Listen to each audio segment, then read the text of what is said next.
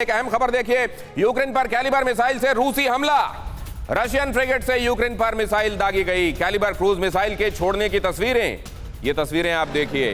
ये खतरनाक conventional warfare, जहां इस तरह की डेडली मिसाइल्स पहले ही दुनिया बना चुकी है, अब वहां न्यूक्लियर होड़ भी चल रही है। और आपको ये भी याद रखना चाहिए, और ये मैं नहीं कह रहा हूं, ये सिप्री की ही रिपोर्ट कहती है कि अगर जंग शुरू होने के तीसरे ही दिन डेटरेंस फोर्सेस को अलर्ट पर रख दिया जाता है, तो आप ये भी समझ लें कि अब दुनिया का टॉलरेंस, उसका थ्रेशोल्ड कितना कम होता जा रहा है बर्दाश्त करने का। क्या ये एक बड़ी चिंता है यूके देवनाथ साहब? जी हां, बहुत बड़ी चिंता है। किसी भी युद्ध में सबसे बड़ा मकसद ये है कि युद्ध को खत्म करके इस दिशा में मोड़ा जाए कि दोनों पक्ष शांति समझौने के लिए तैयार हो जाएं, टेबल पर बैठें, नेगोशिएटिंग टेबल पर बात करें और एक दूसरे के दुख सुख को समझकर युद्ध को बंद कर कैसे पीसफुल कोएग्जिस्टेंस के लिए राजी हों।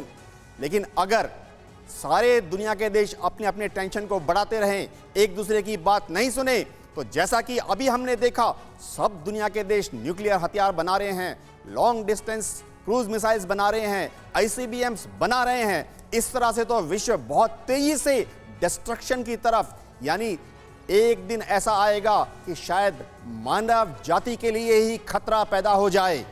तो मेरे ख्याल से ये समय आ गया है कि हम इन चीजों से सीख लेते हुए। कौन सीख लेने के लिए तैयार है सर? बड़े हाथियों की लड़ाई में घास रौंदी जाती है, और अमेरिका, चाइना, रशिया जैसे बड़े मुल्कों को अगर ये सद्बुद्धि नहीं आ रही है, तो फिर दुनिया का खुदा खैर करे।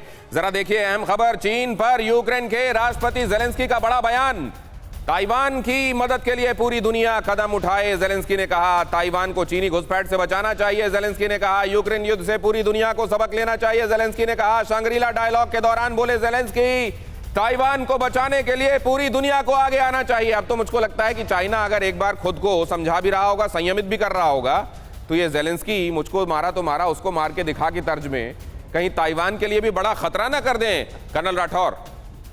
जी हाँ, ये इन्होंने ऑनलाइन वहाँ पर शिरकत की थी, और ये जो बात जेलेंस्की साहब कह रहे हैं, इन्होंने आग में घी डालने का काम किया है वहाँ पर। लेकिन जेलेंस्की ने जो कहा वो तो दरकिनार रखिए, जो लॉयड ऑस्टिन और चीन के रक्षा मंत्री के बीच में नोक-झोंक हुई, वो भी ये दर्शाती है कि ताइवान के ऊपर अभी चीन और अमेरिका आमने सामने हैं। इसका हश्र क्या होगा ये देखना है। लेकिन चीन, मैं आपको बताता चलूं कि ऑकूस, क्वाड और ताइवान की तैयारियों से चिंतित है, और अमेरिका का जो कमिटमेंट है ताइवान की तरफ, चीन को ताइवान को छेड़ना इतना आसान नहीं होगा। हमने, अगर आप ताइवान और चीन का मिलिट्री बैलेंस देखें, तो ताइवान पूरी तरह से सक्षम है कि चीनी सेना जो एम्फीबियस या एयर लैंडिंग से वहाँ आएगी, उससे कैसे निपटना है। ताइवान को एक या दो दिन में लेने का दिवा स्वप्न एक या दो दिन में नहीं, लेकिन जो आपने मिलिट्री बैलेंस की बात की, वो खासा इम्बैलेंस दिखाई देता है जब कंपेयर करते हैं सर। ये ठीक है कि बहुत दिनों तक चल सकता है, ये लड़ाई बहुत दिनों तक चल सकती है, लेकिन आखिरकार तो चीन भारी पड़ेगा ऐसा दिखाई देता है। एक अहम खबर मैं बता दूं, अमेरिका ताइवान के बीच होगी स्ट्रैटेजी मीटिंग का मेन एजेंडा होगा हथियारों की बिक्री। इसी महीने दोनों देशों के सुरक्षा अधिकारियों की बैठक। ये लीजिए, फिर से military industrial complex is there in the play.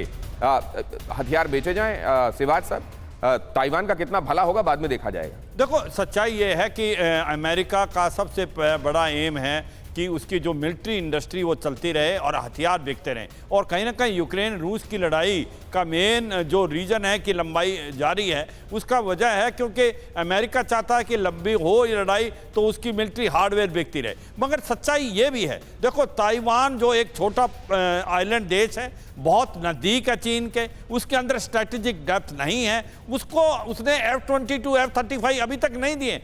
एक ही वजह है जो मुझे लगता है जो चीन डरता है, वो उसके जो aircraft carrier USS Nimitz, USS Ronald Reagan South China Sea में है। तो कहीं ना कहीं ताइवान को ये मदद जो मिलेगी, इससे कहीं चाइना डरता है। मगर ये भी सच्चाई है कि ये यूक्रेन नहीं है, ये आइलैंड छोटा है। कितनी देर तक बड़े चीन का मुकाबला ताइवान कर पाएगा, ये क्वेश्चन मार्क है। इसके अंदर स्ट्रेटेजिक डेप्थ नहीं है। तो ये सच्चाई है कि कहीं ऐसा ना हो जो स्ट्रेटेजिक एम्बिग्युइटी की बात अमेरिका करता है क्या मैसेज भेज रहा है ताइवान को? क्या ताइवान के साथ अमेरिका खड़ा है? ठीक है। क्या ताइवान के साथ अमेरिका ठीक मिलिट्री है। सपोर्ट देगा? ये एक क्वेश्चन मार्क है। इसीलिए जापान, साउथ कोरिया आज खुल के ताइवान की तरफ आ रहे हैं। ठीक है, किसी दिन अगर आड़ी में ही कोई प्रसंग और संदर्भ रहा तो आपको जरूर दिखाऊंगा अमेरिका के ही एक बड़े मरीन और वहां के एक बड़े अधिकारी का क्या कहना है। एक्चुअली ये जो जंग चल रही है, दुनिया में तनाव चल रहा है, इस सबके पीछे किसका हाथ है।